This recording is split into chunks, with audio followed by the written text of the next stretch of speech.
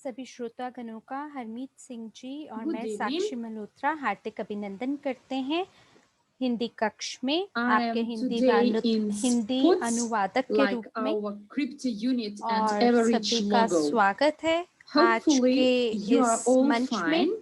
मुझे आशा Let's है आप do सभी our लोग regular sound check first. काफी खुश होंगे, अपने जीवन में आनंदमय होंगे। कृपया करके ध्वनि की जांच करते Well, we हुए will हमें start our प्रतिपुष्टि today's दीजिए चैट के webinar अंदर कि आप about हमें the भली crypto प्रकार से unit सुन पा and रहे हैं या नहीं। blockchain, and exchange use. तो आज का जो हमारा ये वेबिनार है,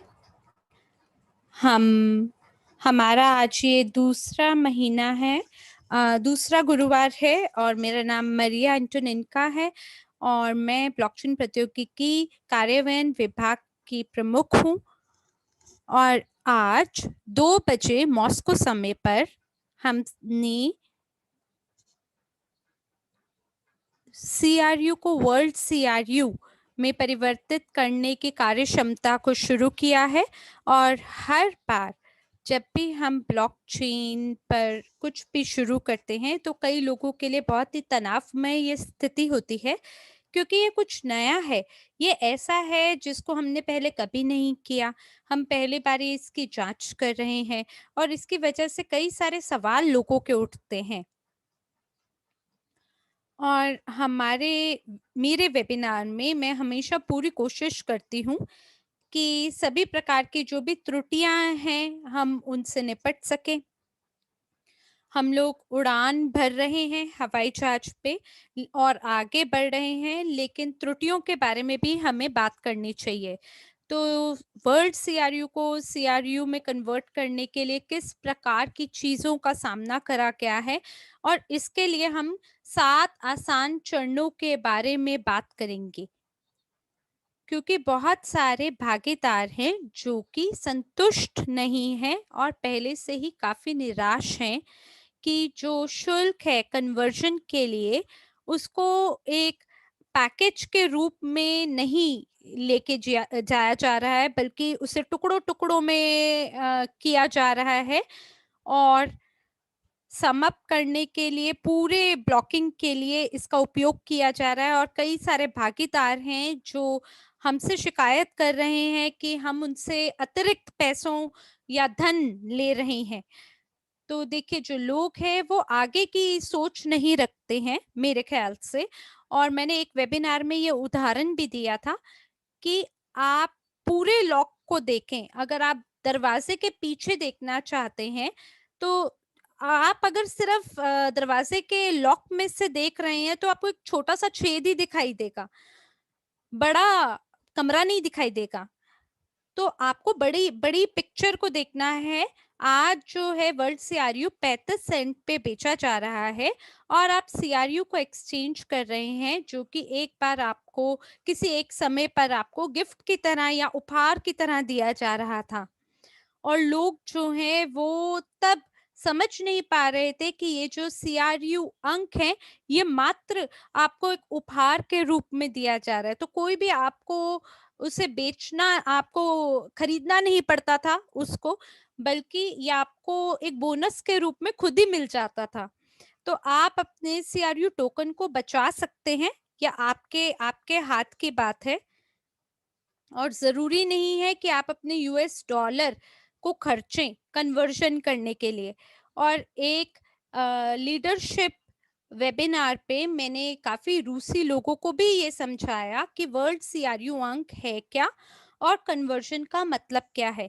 मैं आपको वही उदाहरण दोबारा दे सकती हूँ।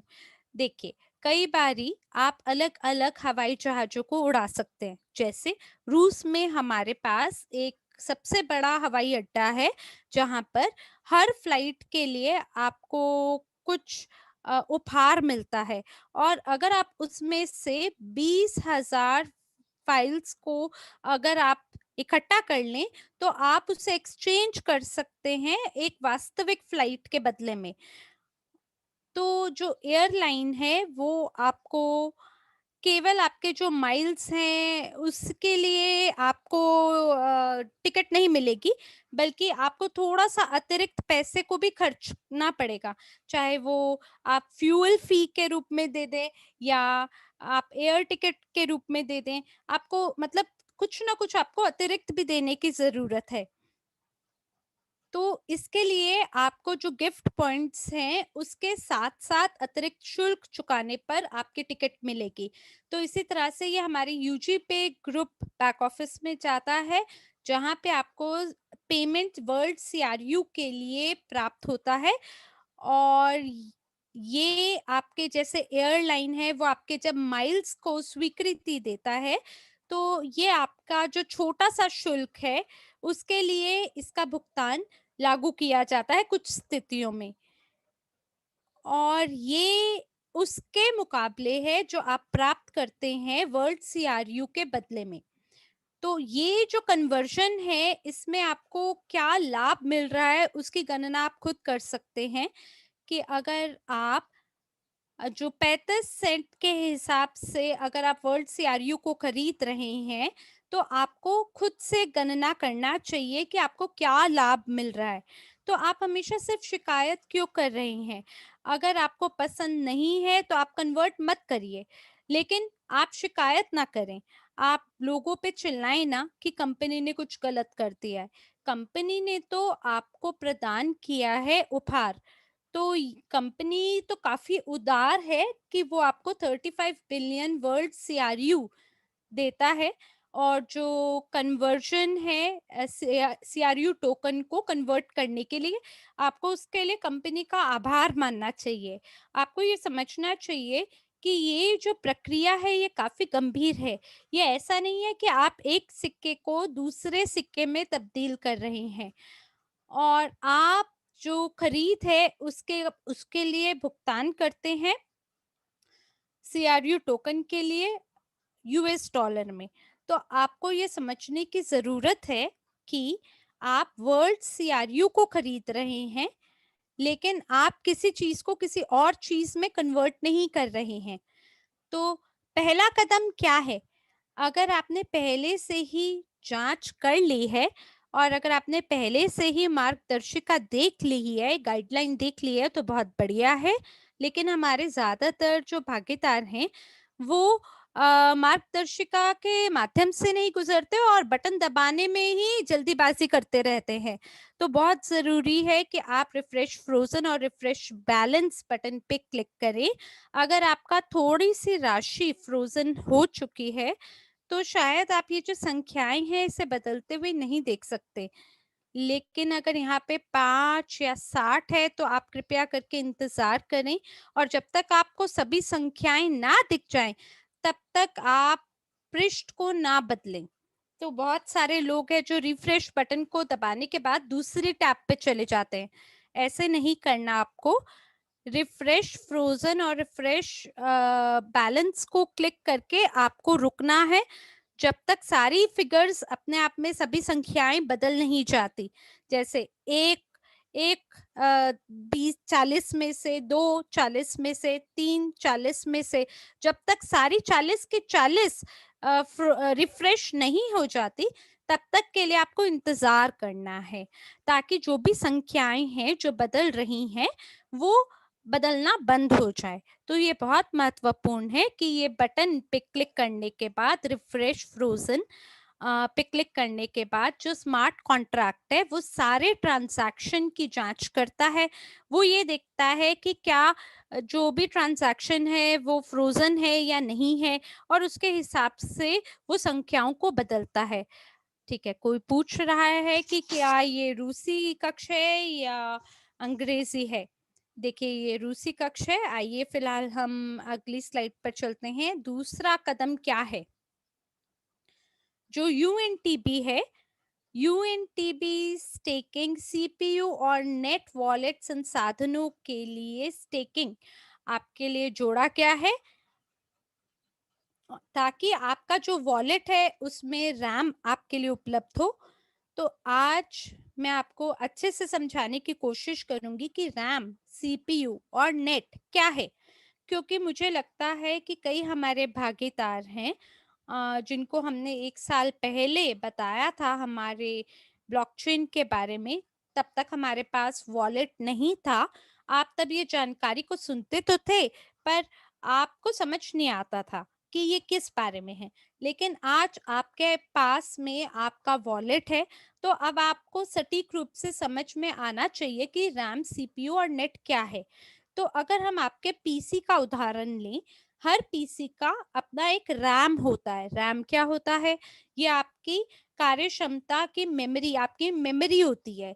तो जब भी आप ये जो हार्डवेयर है आपका पीसी, उसके अंदर अपना ही एक प्रोसेसर है, जैसे इंटेम पेंटियम 8 है या मैकबुक में M1 होता है। तो ये इस प्रकार से ये प्रोसेसर कहलाता है। तो अगर आप अपने पीसी में से ये जो बोर्ड है जिसके अंदर रैम होता है, अगर आप वो हटा दें, रैम क्या है? एक छोटा सा बोर्ड है जिसके अंदर बहुत सारी और भी चीजें होती हैं, आप उसे इलेक्ट्रोड बोल सकते हैं। तो अगर आप उस पैनल को हटा लें अपने कंप्यूटर में से या अपने हार्डवेयर में से, तो क्या होगा? आप अगर कोशिश भी करेंगे ना, तो भी आपका कंप्यूटर काम नहीं करेगा। लेकिन अगर आप प्रोसेसर हटा दें, पेंटियम 5 या 10 अगर आप हटा दें, तो भी कंप्यूटर काम नहीं करेगा। तो सीपीयू जो है वो प्रोसेसर के बराबर है, और रैम जो है वो आपकी मेमोरी है, और नेट क्या है? नेट आपका इंटरनेट कनेक्शन है, जिसको आप पावर से कनेक्ट करते हैं। तो अगर हम सारी चीज़ों को हटा दें और हम कोशिश करें कि हमारा कंप्यूटर तब भी चल जाए, जी नहीं, ऐसा नहीं होगा और वो नहीं चलेगा। जैसे अगर आपका टीवी है, अगर आप उसे सॉकेट में से हटा लें, तो क्या टीवी चलेगा? नहीं चलेगा ना। इसी प्रकार से कंप्यूटर भी नहीं चलेगा, और इसी तरह से हमारा वॉलेट भी है। आपको ये पता लगाना है कि रैम कितना उपलब्ध है आपके लिए। एक पीले रंग की व्हील है ऊपर की तरफ, जिसे आप देख सकते हैं। तो शुरुआती समय में कुछ स्केल बिट रैम आपको दिया जाता है। तो अभी आपको 16 में से मिल गया है। और अगर लोग जो हैं यूएनटीबी को स्टिक करते हैं और रिफ्रेश करते हैं हर आधे घंटे में, तो ये जो एंट्री है रिफ्रेश रिफ्रेश रिफ्रेश, ये बदले में कुछ स्पेस ले लेती है आपकी रैम में। ये ऐसे है जैसे आप पीसी के अंदर कोई टेक्स्ट को टाइप करते हैं, आपने एक लाइन को टाइप किया, और रैम जो है वो इसमें कम लगती है। पर जब आप दूसरी लाइन, तीसरी लाइन, चौथी लाइन को जब आप टाइप करते हैं, तो आप देखते हैं कि ये फाइल तो 4 किलो बाइट का हो गया है। तो जो भी आप काम करते हैं अपने वॉलेट में, या जो भी आपके वॉलेट में जो भी ट्रांजैक्शन है, वो आपकी फाइल में एंट्री की तरह आती है, और बदले में वो कुछ जगह अपने लिए एकत्रित करती है। तो इसमें रैम की जरूरत होती है। तो सीपीयू क्या है? आपका प्रोसेसर है। अगर आपका प्रोसेसर आउटडेटेड हो गया है, तो जो आपका मॉडर्न सॉफ्टवेयर है, जैसे आपका पावर पॉइंट है, वो खुलेगी नहीं। क्यों? क्योंकि इसकी जो कैपेसिटी है वो पर्याप्त नहीं है। तो जो सीपीयू है हमारे वॉलेट में, वो उसका मुख्य मस्तिष्क है, यानी उसका मुख्य प्रोसेसर है। जैसे कि अगर आपके पास कुछ चीजें हैं जो कि फ्रोजन है, मान लीजिए कि 3 चीजें अगर आपकी फ्रोजन है, और अगर हमें उसको प्रोसेस करना है, तो हमारा वॉलेट 3 क्षण लेता है प्रोसेस करने के लिए। लेकिन अगर मान लीजिए 60 इस तरह की वस्तुएं फ्रोजन है, तो क्या होगा? जो हमारा वॉलेट है वो 60 माइक्रो सेकंड में प्रोसेस करेगा। और जब बहुत सारे ट्रांजैक्शंस होते हैं इस तरह के, या लेन-देन होता है, तब ऐसी स्थिति में आपको विस्तार करने की ज़रूरत होती है प्रोसेसिंग कैपेसिटी का, वॉलेट के लिए। और इसके लिए मेरा ये सुझाव है कि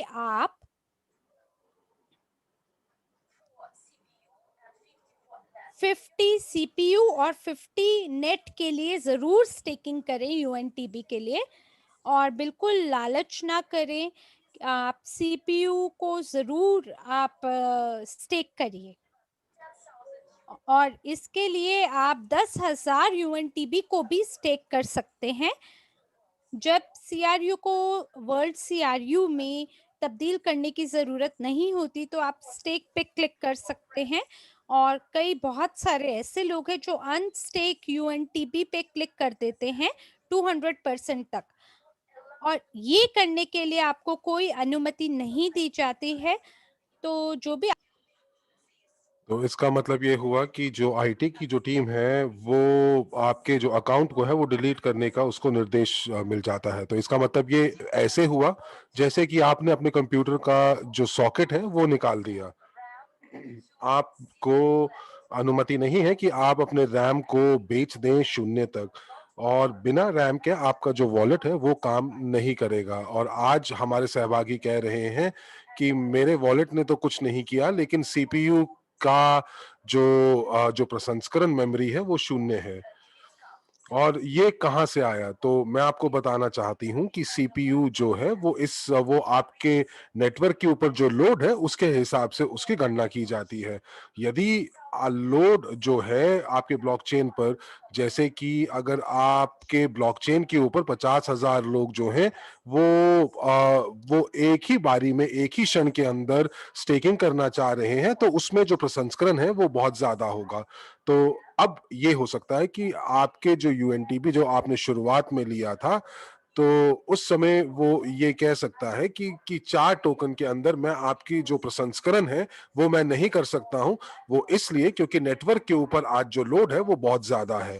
तो जितने भी लेन देन है, जो भी कन्वर्जन होंगे, जो सीआरयू से डब्ल्यूसीआरयू में होंगे, तो उसके अंदर बहुत ज्यादा आपके प्रसाधन लगते हैं और रिसोर्सेज लगते हैं। तो यदि आपका जो सीपीयू शून्य है, तो इसका मतलब है कि आपके पास बहुत कम यूएनटीबी स्टेक्ड है अपने सीपीयू के लिए। और अब आपको क्या करना है?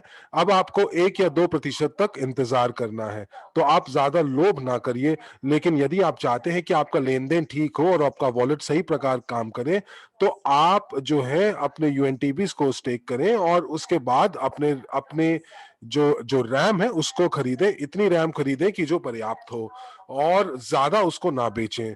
मैं बहुत ज्यादा हताश हो जाती हूँ, हैरान हो जाती हूँ जब हमारे सहभागी जो है वो, जहां पर लोग सिर्फ 4 क्रू जो है वो जो है वो, माफ कीजिएगा, 4 यूएसडीयू के साथ वो स्टेकिंग करना चाहते हैं, लेकिन ऐसा हो नहीं पाता। तो आपको कम से कम 50 सीआरयू आपको जो है यूएनटीबी और आपके पास उपलब्ध होने चाहिए, ताकि आपकी जो रैम की जो जो क्षमता है वो सही प्रकार से चल सके। तो अब 1,000 तक हमारे पास,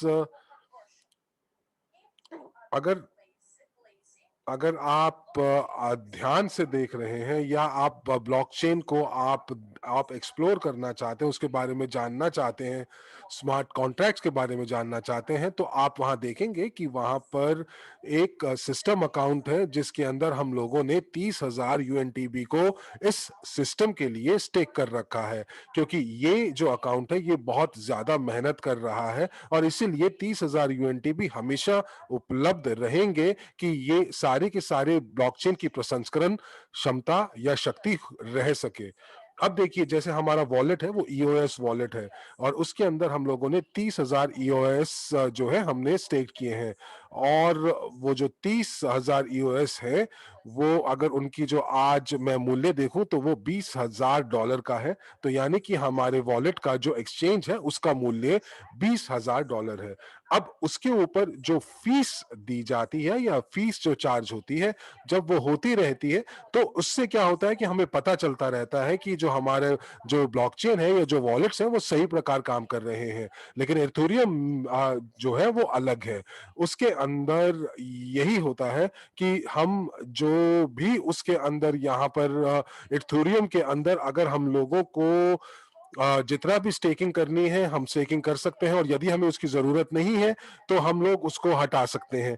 पर ईओएस में ऐसा नहीं कर सकते। तो इसीलिए आप लोगों को ये याद रखना पड़ेगा कि जब आप कभी भी अनस्टेकिंग करते हैं तो उसके अंदर आपको 72 घंटे लगेंगे। और दूसरी चीज, जो आप रैम खरीद रहे हैं वो इस चीज के ऊपर निर्भर करता है कि ब्लॉकचेन के ऊपर सभी की जो एक्टिविटी है, गतिविधि है, वो कितनी है। अब आप अगर आप देख रहे हैं कि जो रैम है वो 64% चल रही है, और हमारे पास 5 ब्लॉकचेन नोड्स हैं, और साथ ही साथ हमारे पास 35 गीगाबाइट की हमारे पास मेमोरी है, और ये सारी की सारी जो है वो लेन देन के अंदर इस्तेमाल हो रहे हैं, और हमारे नोड्स भी पूरी तरह से जो है वो कार्यभार संभाल रहे हैं।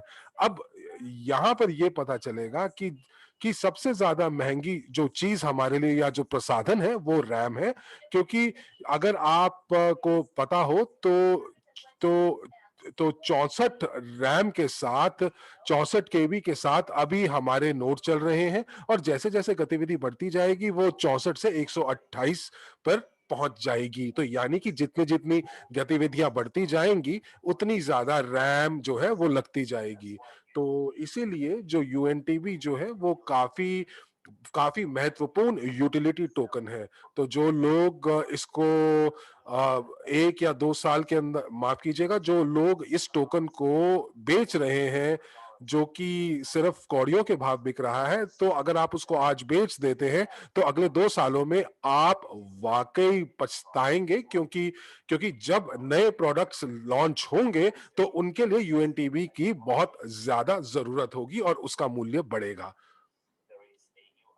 और यदि अगर कोई नई एप्लीकेशन ब्लॉकचेन के ऊपर आती है, जैसे कोई कसिनो या कुछ और, जहां पर आपको यूएनटीबी का इस्तेमाल करना पड़ता है और अपने वॉलेट्स को खोलना पड़ता है, तो जो डेवलपर है उस एप्लीकेशन का, उसको यूएनटीबीस खरीदने पड़ेंगे, उसको रैम भी खरीदना पड़ेगा, उसको सीपीयू भी खरीदना पड़ेगा, क्योंकि उसको अपनी एप्लीकेशन को हम लोगों को चलाना है। और एक और चीज, नेट भी खरीदना पड़ेगा।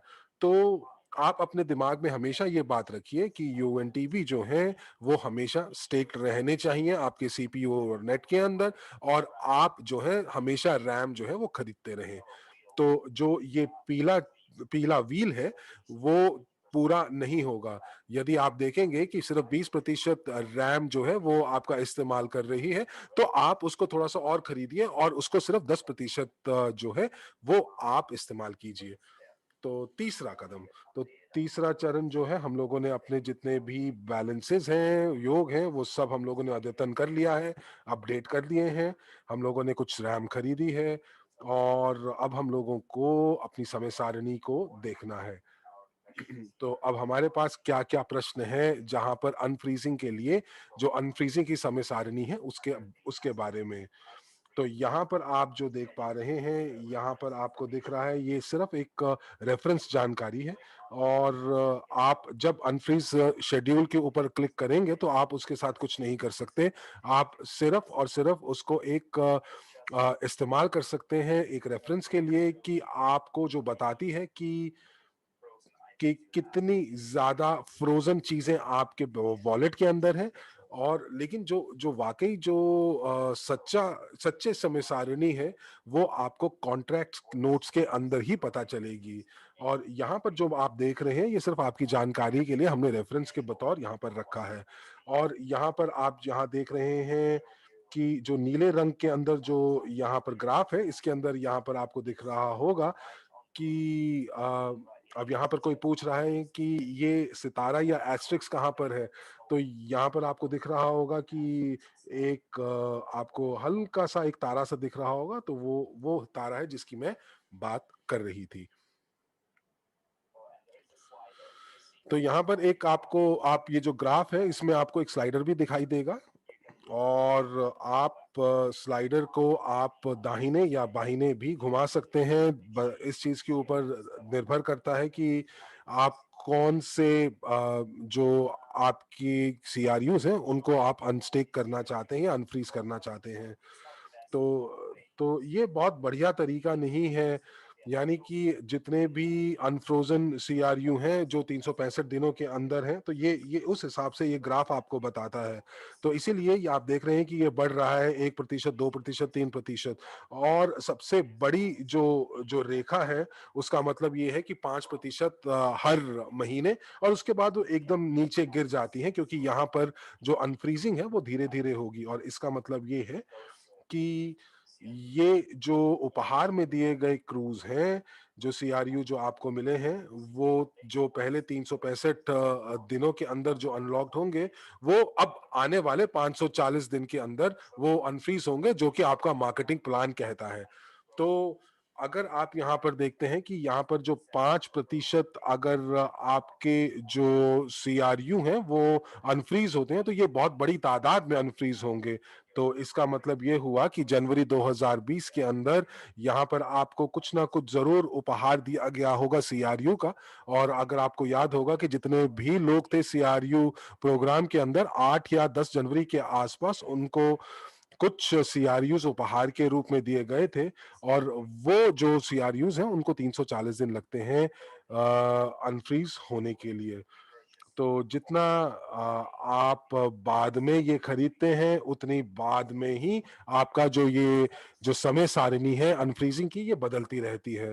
तो यहाँ पर आप जो है इसकी स्लाइडर को 2022 तक या 2021 तक ले जा सकते हैं, देख सकते हैं कि कितना जो है अनफ्रीजिंग जो है वो होने वाला है। और ये आप निर्णय ले सकते हैं कि कितने जो फ्रोजन सीआरयूज हैं उनको वो अनफ्रोजन सीआरयूज आपको चाहिए होंगे। अब आप यहाँ पर देख सकते हैं, खेल सकते हैं कि कितने सीआरयूज कब अनलॉक्ड हो रहे हैं। कुछ लोग यहाँ पर बोलते हैं कि हम लोग जो है वो यहाँ पर फील्ड के अंदर एक हम रकम नहीं लिख पा रहे हैं, या जो रकम है कि कितने सीआरयूज आपको देखने हैं, तो वो अनलॉक नहीं देख पा रहे हैं। तो अगर आप मैनुअली करेंगे तो आपको मैं बता दूं कि जो सिस्टम है वो 50% आपके लिए अपने आप वो रकम वहां पर दिखा देगा। तो ये स्मार्ट कॉन्ट्रैक्ट इस प्रकार काम करता है कि आप अपने हिसाब से चुनाव नहीं कर सकते हैं। तो ये स्वतः ही जो है वो परिवर्तित करता है और बताता है कि कौन सा सीआरयू जो है वो अनलॉक्ड होगा और पहले कौन सा सीआरयू अनलॉक्ड होगा। अब आइए चौथे चरण की ओर चलते हैं। यहाँ पर जब आपने कन्वर्ट के बटन को जब आपने क्लिक किया, तो आपने यहाँ पर लिखा कि कौन से रकम आपने आपने जो है वो आपने कन्वर्ट करनी है। तो आप देखेंगे कि अपने यहाँ पर आपको अनफ्रीजिंग आइटम्स अपने क्रिप्टो वॉलेट पेज के ऊपर दिखाई देगी, और उसका विषय होगा पेंडिंग एक्सचेंज ट्रांजैक्शन।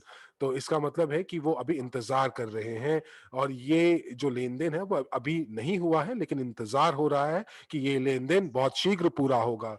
और लोग अभी भी मुझसे चार्ट के बारे में वो प्रश्न पूछ रहे हैं। तो मैं आपको बताना चाहती हूँ कि आप उस स्लाइडर को जो है वो आप दाएं से बाएं ले जा सकते हैं, माफ कीजिएगा, बाएं से दाएं ले जा सकते हैं, और दाएं से बाएं भी कर सकते हैं। ये निर्भर करता है कि आप कितना जो सीआरयूज है वो अनलॉक करना चाहते हैं, बस इतना ही। अब आपको ये अब आप एक उदाहरण देते हैं कि जैसे रूसी घरों के अंदर बहुत बार ऐसा होता है, बल्कि बल्कि रूस में नहीं, क्यों बल्कि हर जगह विश्व के अंदर जब लोग परमाणु युद्ध के बारे में डरते थे और उनके घर के नीचे बंकर होते थे, और वो सारे जो घर की जो जरूरी चीजें थी वो बंकर के अंदर रखते थे। तो वो ये देखते थे कि कौन सी चीज की कब एक्सपायरी हो रही है, और जो सबसे ज्यादा पहले एक्सपायरी हो रही थी तो वो पहले उसको खा जाते थे।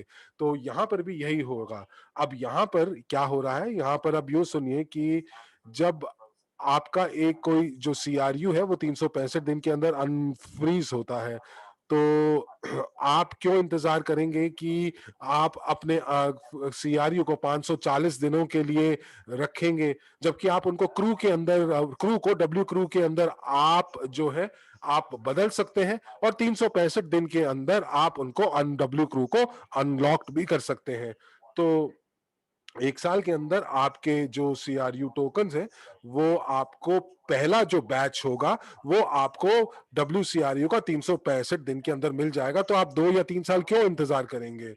और लेकिन किसी भी केस के अंदर जब भी आप अपने सीआरयूज को डब्ल्यू में बदल रहे होते हैं, तो आपको ध्यान रखना है कि आपका 365 दिन का आपकी समय सारिणी होगी, और या उस 365 दिन के बाद फिर वहां पर 1% का, फिर 1 के बाद 1.5% जो है वो अगले महीने अनलॉक्ड होगा। तो अब आपको अपने आप ये निर्णय लेना है कि आपको कितने CRUs या WCRUs 1 साल के बाद चाहिए। अब यहाँ पर प्रश्न आ रहा है कि क्या मैं ऐसे कर सकता हूँ कि मैं जो कन्वर्जन है वो $1 की जगह $5 देना चाहूंगा, तो बिल्कुल आप जो है कट ऑफ लाइन को, जो है जो अनफ्रीजिंग की जो कट ऑफ लाइन है, उसको 1 महीने बाद भी कर सकते हैं। तो आपके जो CRUs हैं वो 1 महीने के अंदर अनलॉक नहीं होंगे, जो कि अगर उनकी जो समय सारणी है वो 365 दिनों में अनलॉक होनी है तो वो 365 दिन में ही होगी।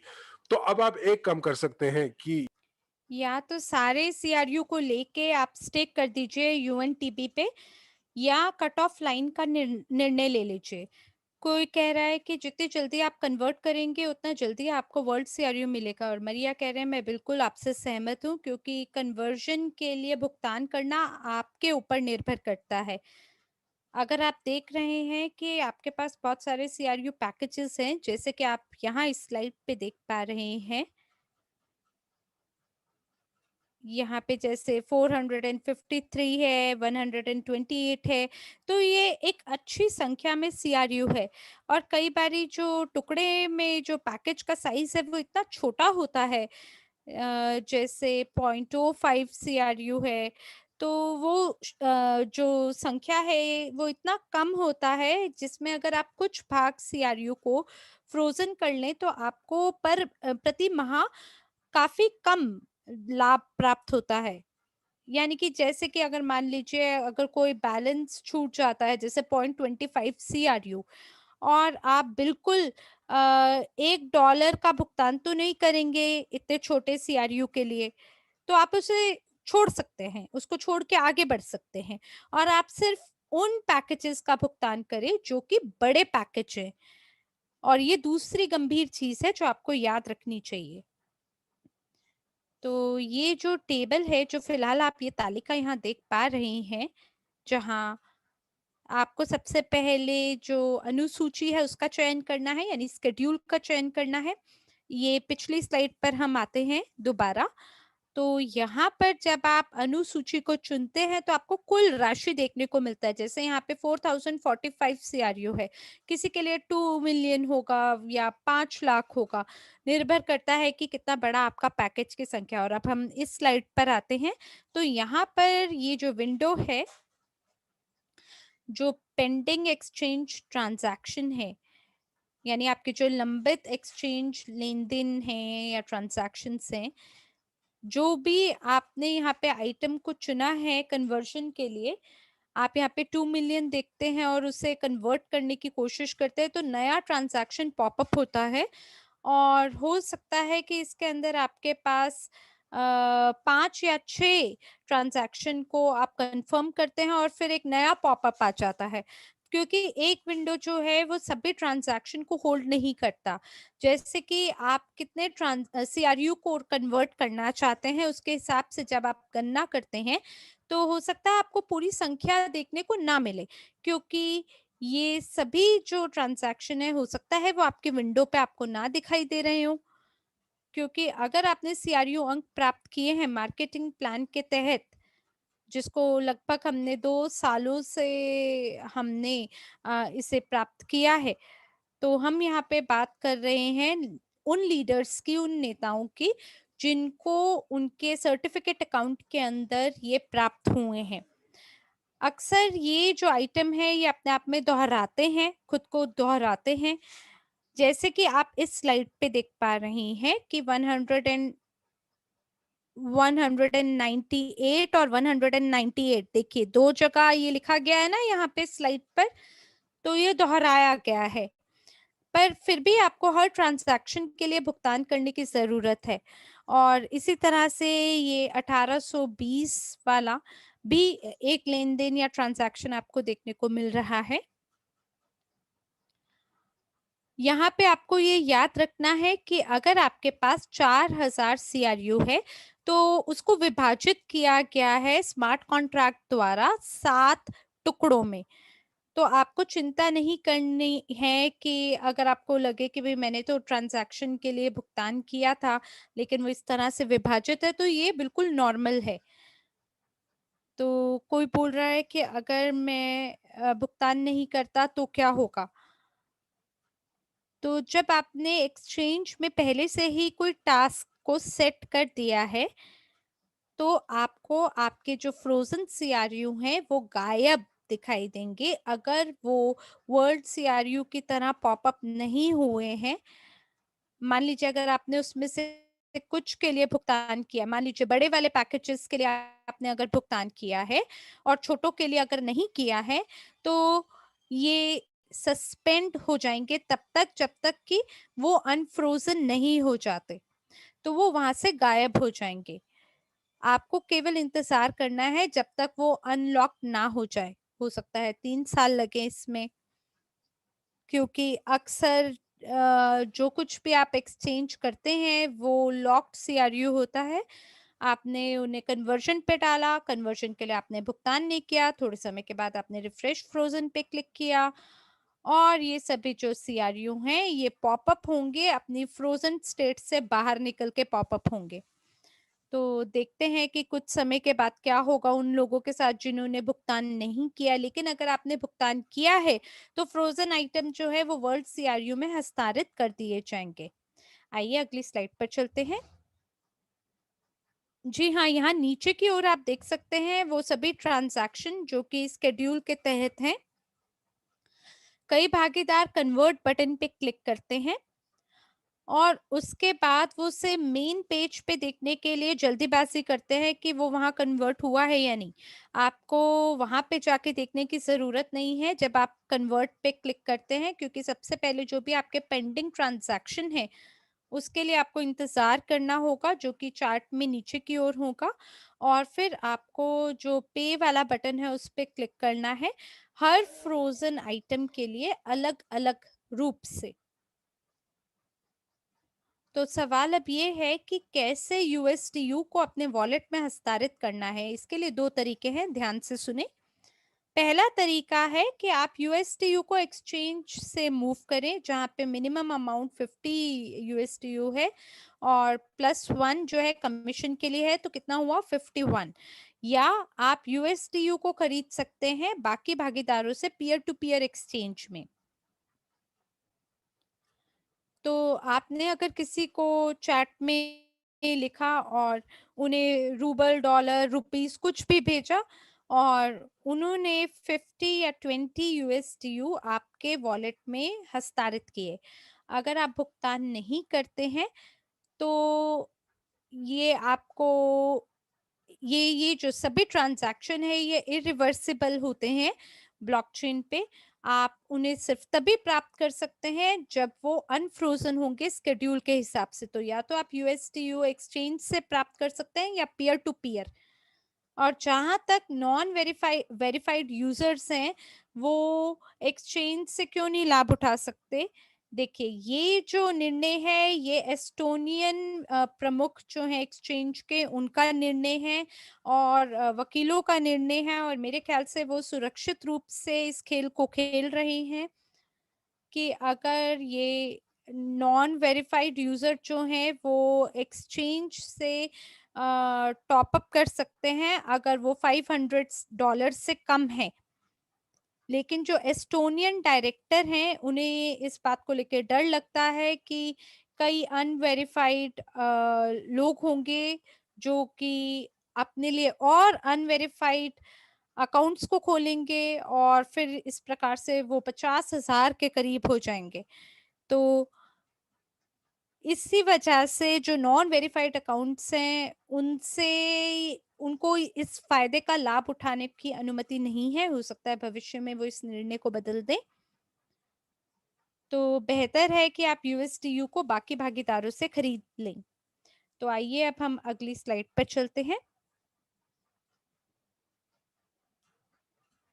तो जब आप अपने पेंडिंग ट्रांजैक्शन के लिए भुगतान कर देते हैं, तो या तो आप पूरे पृष्ठ को रिफ्रेश कर देते हैं, रिफ्रेश बटन पे क्लिक करके, या रिफ्रेश बैलेंस पे आप क्लिक करते हैं, ताकि जो हमारे वर्ल्ड सीआरयू हैं, वो फ्रोज़न सीआरयू के रूप में दिखने शुरू हों।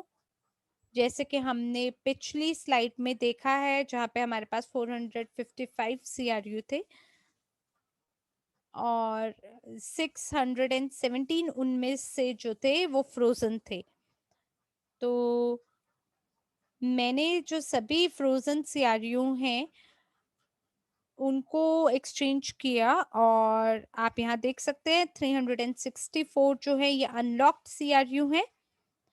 वो यहाँ पे पॉपअप होंगे, जो भी एक्सचेंज या कन्वर्टेड अमाउंट होगा। कई सारी शिकायतें आ रही हैं कि हमने तो कन्वर्ट किया, लेकिन फिर भी वो अपने जो सीआरयू हैं उनको नहीं देख पा रहे हैं अपने खाते में, या वर्ल्ड सीआरयू या सीआरयू खातों में नहीं देख पा रहे हैं। देखिए, अगर आपने भुगतान किया है तो हो सकता है कि फिलहाल ये अभी तक सीआरयू नहीं है और अभी तक वो वर्ल्ड सीआरयू भी नहीं बने हैं, तो वो कहीं बीच में ही है अटके हुए।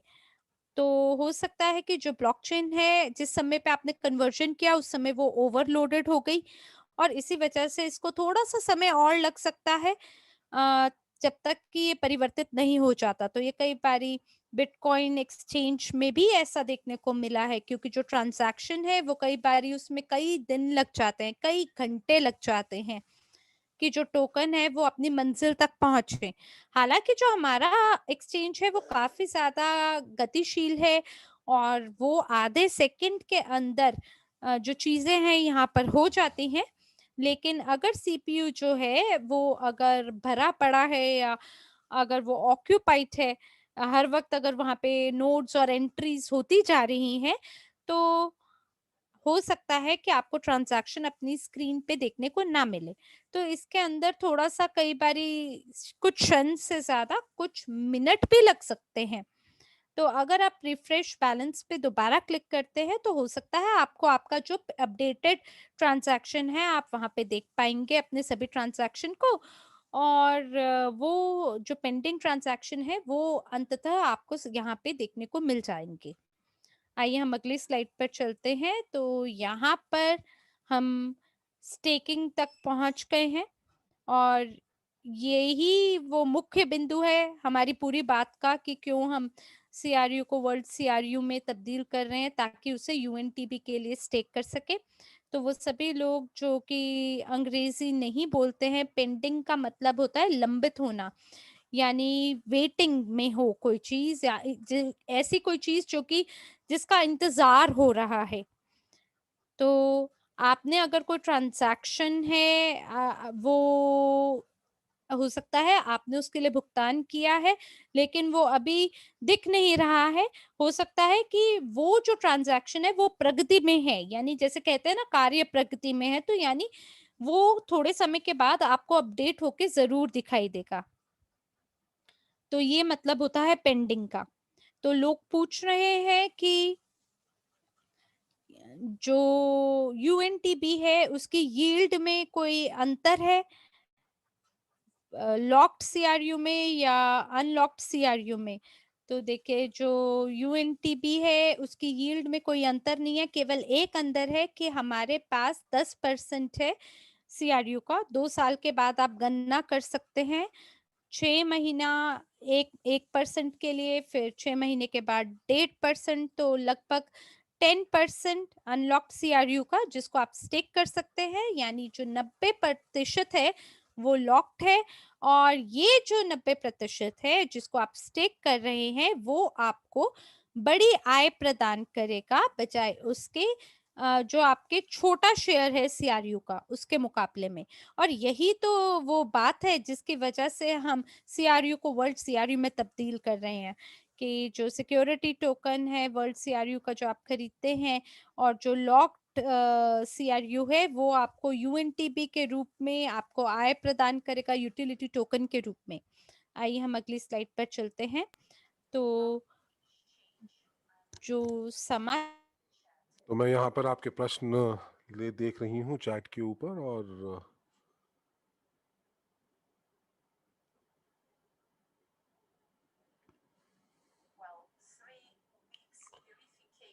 तो 3 हफ्ते का सत्यापन जो कि एक्सचेंज के ऊपर किसी का जो सत्यापन है वो जो है वो पूर्ण रूप से नहीं हुआ।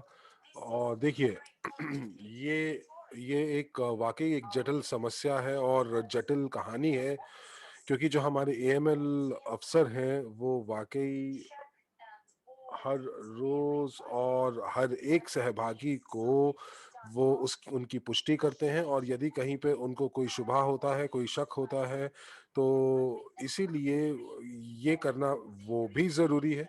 क्योंकि यदि कहीं पर अगर थर्ड पार्टी ने आकर उन एएमएल ऑफिसर्स के काम को देखा और अगर उसके अंदर कुछ त्रुटि निकली, तो हम सभी को बहुत ज्यादा जो है जुर्माना भुगतना पड़ेगा। तो अब 143 लोग ऐसे थे जिनकी हमने सूची जो है वो हम लोगों ने वित्तीय पुलिस को दी थी, और अब ये 143 लोग जो हैं ये लोग जो वित्तीय पुलिस है अब हमें बताएगी कि क्या ये लोग क्रिप्टो करेंसी के अंदर जो है वो भाग ले सकते हैं कि नहीं। तो इसकी जो प्रक्रिया है वो बहुत धीमी है, पर मैं आपको ये बताना चाहूंगी कि हम लोगों ने नए लोगों की भर्ती की है, और ये नए लोग जब आएंगे तो वो इस पूरी प्रक्रिया को समझने में उनको थोड़ा वक्त लगेगा। तो अब यहाँ पर एक प्रश्न आ रहा है कि यदि आपको निकासी करनी है और आपका जो पुष्टिकरण है वो नहीं हुआ है, सत्यापन नहीं हुआ है, तब क्या होगा। देखिए, जो प्रबंधक टीम है वो वाकई कानून में बंधी हुई है, और इसीलिए जब तक कानूनी रूप से इन लोगों की जो गैर स्पष्टीकरण जो उपभोक्ता हैं या जो लोग हैं जिनका अभी तक जो इन जिन लोगों को निकासी नहीं करने दी जा रही है, तो उसके लिए हम लोग काम कर रहे हैं।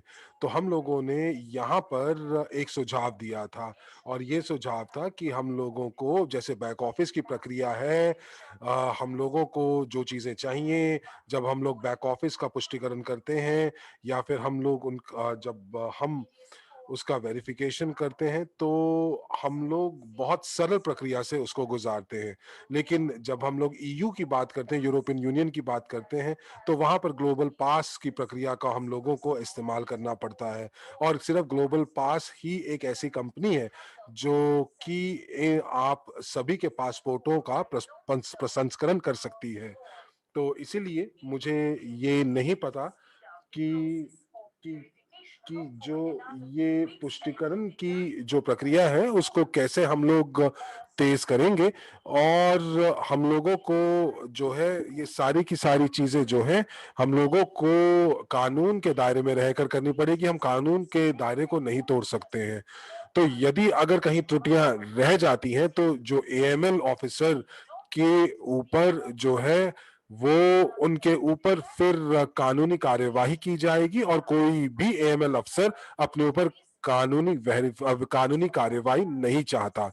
तो अब यहाँ पर अगर आपकी जो जो सत्यापन प्रक्रिया है, आप या आपका जो जो पासपोर्ट है वो सत्यापित नहीं हो पाया है, तो मैं यही कहूंगी कि अगले कुछ आने वाले हफ्तों के अंदर काफी चीजें जो है वो बदल जाएंगी, और ये प्रक्रिया जो है वो और सरल हो जाएगी। अब लोग पूछते हैं कि एस्टोनिया ही क्यों। देखिए, एस्टोनिया एक ऐसी कंट्री है जो कि यूरोपियन यूनियन का सदस्य भी है, और जिसने लाइसेंसिंग का शुरुआत की, जिसमें कारण क्रिप्टो करेंसी जो है वहां पर शुरू की जा सकती है। तो crypto crypto exchange, crypto fiat exchange और वॉलेट का प्रबंधन एक ही देश में हो सकता है, और बाकी के देशों में ऐसे कोई भी कानून नहीं है। अब जैसे कि अगर आप देखेंगे सिंगापुर के अंदर, जो कि काफी आधुनिक देश है, लेकिन वहां पर जो क्रिप्टो करेंसी के जो कानून है बहुत सख्त हैं। लेकिन यदि आप वहां पर कोई एक्सचेंज खोलना चाहते हैं तो कंपनी के पास कम से कम 2.2 मिलियन ऑथराइज्ड कैपिटल होनी चाहिए। और या फिर आप ऑरलैंडो या आप सिंगापुर में खेलना चाहते हैं तो ये एक प्रकार से लाइसेंसिंग हो जाता है, जो कि एक आपको बैंक शुरू करने के लिए चाहिए होता है, और ये बहुत ही जटिल प्रक्रिया है। और अगर आपको मैं बताऊं कि अगर हमारी जो एक्सचेंज जो है वहां पर अगर हम सिंगापुर में खोलते तो वहां पर आपको अगर कुछ कहीं पर त्रुटियां रह जाती हैं तो आपको सीधा फांसी लग जाती है। तो एस्टोनिया के जो कानून है वो थोड़े से कम सख्त हैं। तो इसीलिए इस समय हम लोगों ने एस्टोनिया में शुरुआत की है, और हम लोगों को जब अपने सभी रेगुलेटर्स को दिखाना है कि हम लोग सही प्रकार से काम कर रहे हैं, हमारा लाइसेंस जो है वो बिल्कुल जो है उसको स्थगित ना किया जाए, बल्कि उसको और आगे मंजूरी दी जाए, तो हम लोग सब जो है कदम फूंक फूंक कर रख रहे हैं। और इसीलिए आप लोगों से निवेदन करती हूँ कि आप लोग भी धैर्य रखें और बनाए रखें। अब हम लोगों ने क्या किया इस हफ्ते, तो यहाँ पर एक और तकनीकी त्रुटि थी यूनिटेक्स के अंदर, और हम लोग अपने सहभागियों के बड़े धन्यवाद हैं जिन्होंने हम लोगों को बताया कि दिक्कत कहाँ है। और आपको मैं बता दूं कि यहाँ पर एक यूजर थे जिनका नाम था निपो, और उनका सही नाम मुझे मालूम नहीं है, पर उन्होंने सीधा मुझे चैट के ऊपर लिखा और कहा कि जो ऑर्डर्स हैं एक्सचेंज के अंदर वो स्थगित हो रहे हैं, क्योंकि आप अगर लिमिट ऑर्डर डालते हैं ईओस के लिए, और उसी समय जैसे ही आपका जो मूल्य है आपके लिमिट ऑर्डर के आसपास आ जाता है, लिमिट प्राइस के आसपास आ जाता है, तो ऑर्डर जो है वो स्थगित हो जाता है। और उसके बाद मैंने देखा कि वाकई ऐसा नहीं हो रहा था। तो हम लोग यहाँ पर जहाँ पर हम विकास कर रहे थे इस प्रोडक्ट का, इस उत्पाद का, हम लोग कोशिश कर रहे थे कि शायद इसमें कुछ त्रुटियां रह गई हैं। और मैं चैट के ऊपर ज्यादातर दिन में एक बार देखती हूँ, और वहां पर किसी ने यहाँ एक और बार किसी ने इस ऑर्डर का जो स्थगन था, कैंसलेशन था, उसके बारे में जरूर लिखा। और जो पॉल थे उन्होंने मुझे सीधा लिखा और उन्होंने कहा कि ये सारे के सारे जो ऑर्डर्स हैं वो जैसे ही मूल्य के पास आते हैं वो कैंसिल हो जाते हैं। तो मैंने अपनी आईटी टीम को बताया, और यहाँ पर जैसे ही हमने देखा कि जब मैचिंग ऑर्डर्स होते हैं, यानी कि जब एक ऑर्डर दूसरे ऑर्डर के सामने आता है, वैल्यू के अंदर, मूल्य के अंदर जब वो मैच कर जाता है, तो कहीं ना कहीं कोई ना कोई जो जो व्यक्ति है या जो इंसान जिसने ऑर्डर दिया या जो ऑर्डर यानी कि जो खरीद रहा है या जो बेच रहा है, अब अगर इन दोनों के पास में से किसी एक के पास भी अगर 0.5% जो कि आपकी फीस लगती है एक ट्रांजैक्शन करने की, तो जैसे कि उदाहरण के तौर पर आप चाहते हैं कि 100 यूएसडीयू आप खरीदना चाहते हैं, और जो बेचना चाह रहे हैं 100 यूएसडीयू, लेकिन उनके पास खरीदने वाले के पास 0.5% नहीं है फीस के लिए, तो वो ऑर्डर जो है वो कैंसिल हो जाता है। तो अब यहाँ पर लोग जो थे शिकायत कर रहे थे कि एक्सचेंज जो है ये जानबूझकर कर रही है ताकि हमारे जो ऑर्डर्स हैं वो कैंसिल हो जाए, पर ऐसा नहीं है। एक्सचेंज जो है वो अपने लोगों के लिए बनी है, और जब हम लोगों ने इसका पता लगाया तो हम लोगों को ये पता लगा कि यदि आपके अकाउंट में इतना बैलेंस नहीं है कि आप उसको पूर्ण रूप से फीस के साथ खरीद सकें या बेच सकें, तो ये ऑर्डर निलंबित हो जाएंगे। अब हम लोगों ने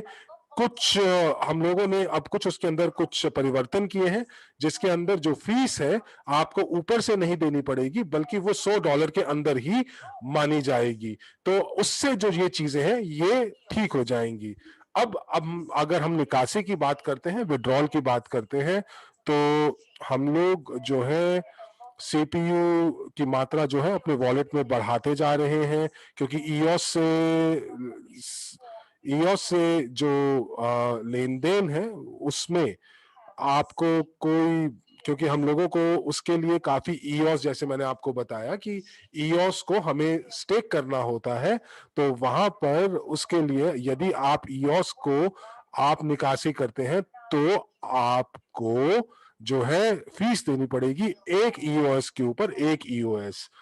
एक और बात, हम लोग बहुत शीघ्र जो है ग्लोबल यूनिट पे की मदद से आप फिएट करेंसी यानी कि यूएस डॉलर और यूरो से आप जो है टॉप अप कर सकते हैं, लेकिन उससे पहले आप लोगों को ग्लोबल यूनिट पे जो है उसको आपको लिंक करना पड़ेगा दोनों वॉलेट्स के बीच में।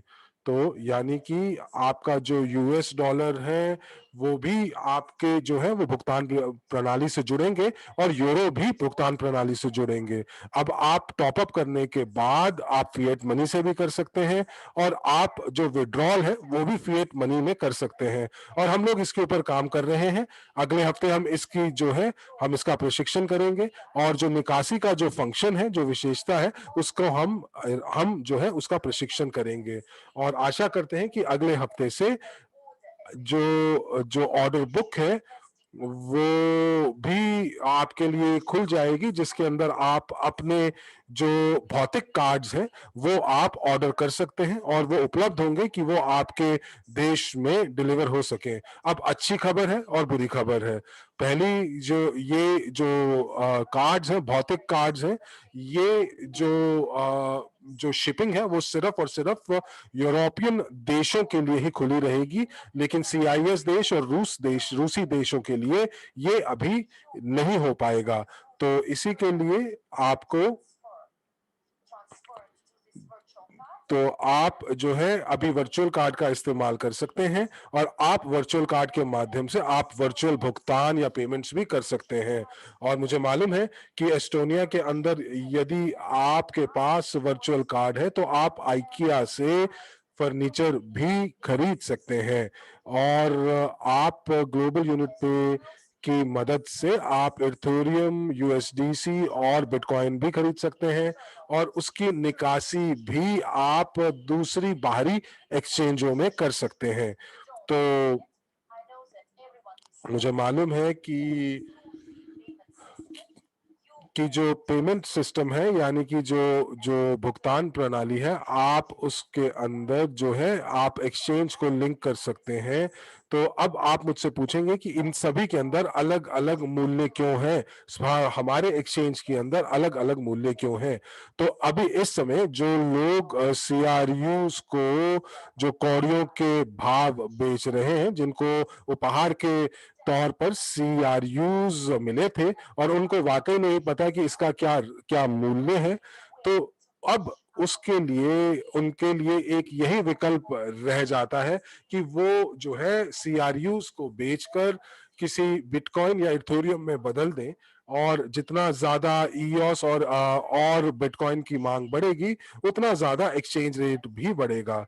तो अब मैं आपको बताऊं, 2018 में एक कोरियन एक्सचेंज थी, तो ये जो कॉइन्स थे उसके अंदर 30% का फर्क था इनके मूल्यों में। यदि आप उसको, इस मूल्य को अगर आप जो है तुलना करते हैं विश्व के दूसरी एक्सचेंज के साथ, तो लोग क्या कर रहे थे, लोग ये कर रहे थे कि लोग जो थे वो कोरियन एक्सचेंज से खरीद कर बाहरी एक्सचेंज में बेच रहे थे। तो अब यहाँ पर आपको मैं बताना चाहती हूँ कि कोरियन एक्सचेंज का एक नियम था कि यदि आप अपने वहां पर पैसे टॉप अप करते हैं तो आप उनको वहां पर निकाल नहीं सकते हैं। तो यहाँ पर इस चीज का समझ में हम लोगों को नहीं आता कि आप ऐसे एक्सचेंज में क्यों आप करेंगे, क्यों आप निवेश करेंगे।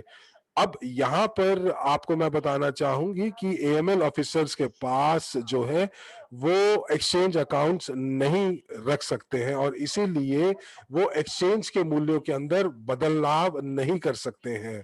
तो अब यहाँ पर यदि आप बिटकॉइन खरीदना चाहते हैं और अगर बिटकॉइन जो है वो अगर बढ़ जाता है तो वो क्या करते हैं, वो सीआरयू और यूएनटी भी बेच देते हैं। तो उसके लिए उनको निकलने के लिए अपने पैसे की निकासी करनी पड़ती है, तो वो कई बार उसको 53 पे भी खरीद लेते हैं। तो कई लोग जिन्होंने एक बिटकॉइन को 1 लाख में खरीदा, उसमें वो सिर्फ $53 में बेच रहे हैं। भाई आप क्यों इतनी जल्दी किया कर रहे हैं? आप लोगों ने 2-3 साल इंतजार किया। जब 2-3 साल आपने इंतज़ार किया तो अब किस बात की जल्दी है? ये बिल्कुल स्थिरता को प्राप्त हो जाएगा, स्टेबलाइज़ हो जाएगा, आप बिल्कुल चिंता ना करें। और ये जो नॉन विथड्रॉल है फ़िएट में, ये सीमित कर देता है ट्रेडिंग को, चाहे वो एंट्री हो, चाहे वो एग्ज़िट हो। और जब तक हम इस मोड में हैं, तब तक आपको एक्सचेंज में नहीं आना चाहिए। आप ऐसा कर सकते हैं कि सप्ताह में एक बार ही इसकी ओर देख लें या ओवर पे करें, पर मेरे हिसाब से ये जो बर्ताव है, ये बिल्कुल मान्य नहीं है, इसको स्वीकृति नहीं मिलनी चाहिए।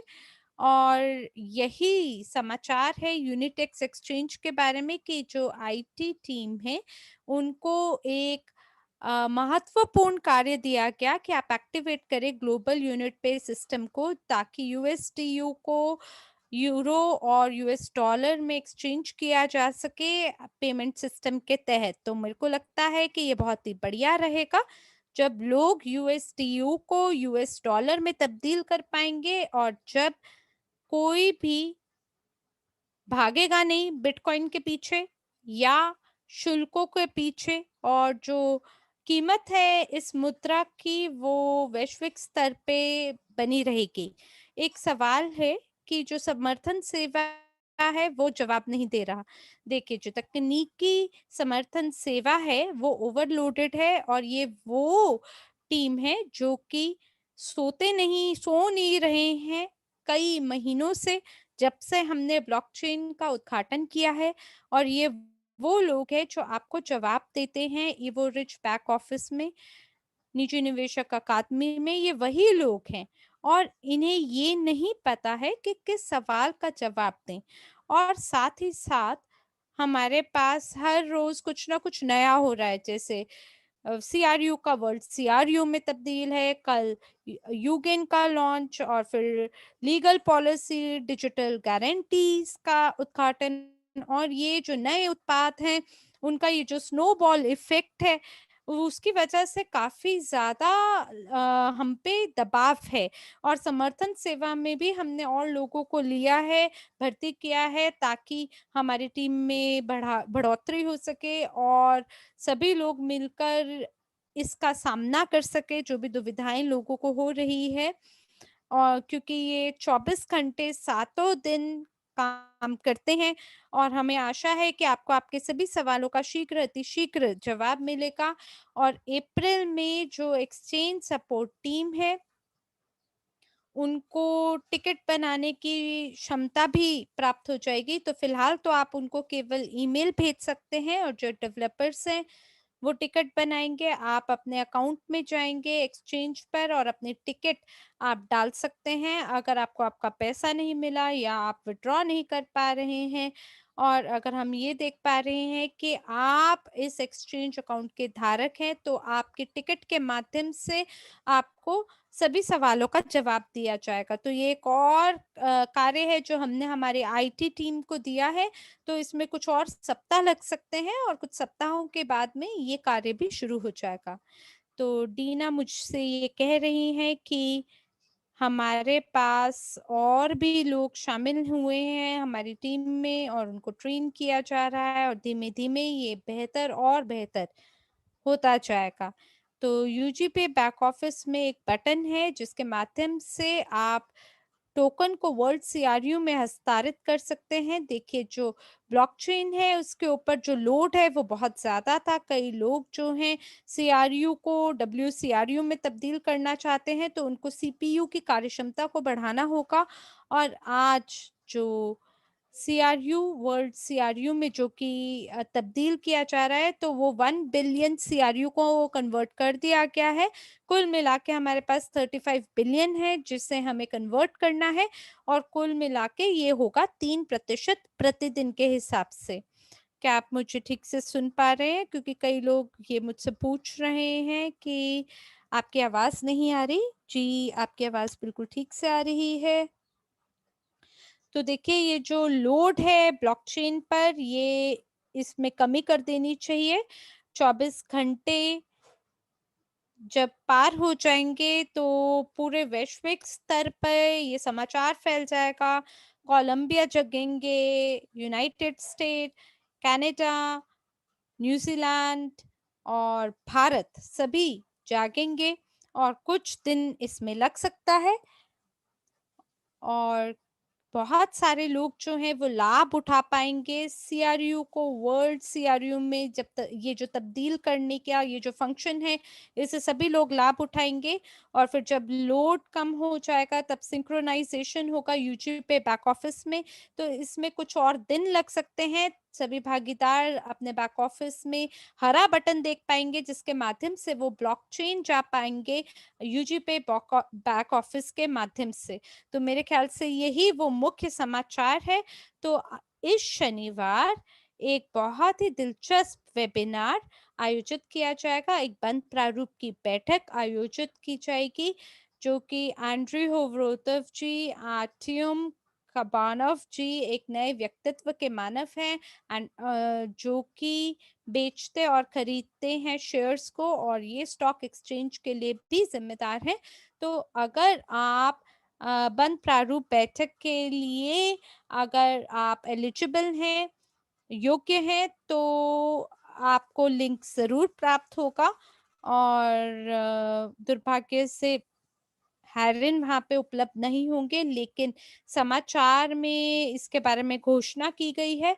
और एंड्रयू होवरोतोव जी आपको बताएंगे कि क्यों हमारा जो टोकन है उसको इतने सस्ते में क्यों ट्रेड किया जा रहा है।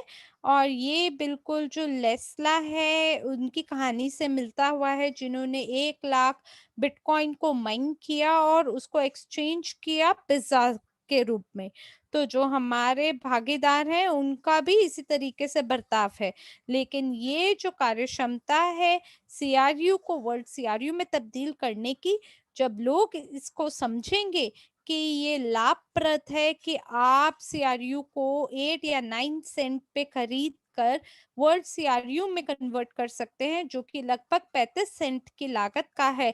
तो मुझे लगता है कि ये एकदम से पूरी छवि को बदल के रख देगा। तो अगर आप योग्य हैं बंद प्रारूप बैठक के लिए तो जरूर इसमें शामिल हो। बहुत सारे रोमांचक समाचार आपको वहां सुनने को मिलेगा। और आपसे हमें उम्मीद है अगले गुरुवार, जो कि अंतिम गुरुवार, चौथा गुरुवार होगा इस महीने का, उस पे आपसे शीघ्र दोबारा मुलाकात होगी। धन्यवाद मुझे सुनने के लिए। और इसी के साथ हरमीत सिंह जी और मैं साक्षी मल्होत्रा हिंदी अनुवादक के रूप में आपसे यहीं विदा लेते हैं। आशा है आपका समय मंगलमय हो, और नए जोश और उमंग के साथ आपके साथ अगले सत्र में दोबारा मुलाकात होगी। तब तक के लिए सभी को शुभ रात्रि। धन्यवाद।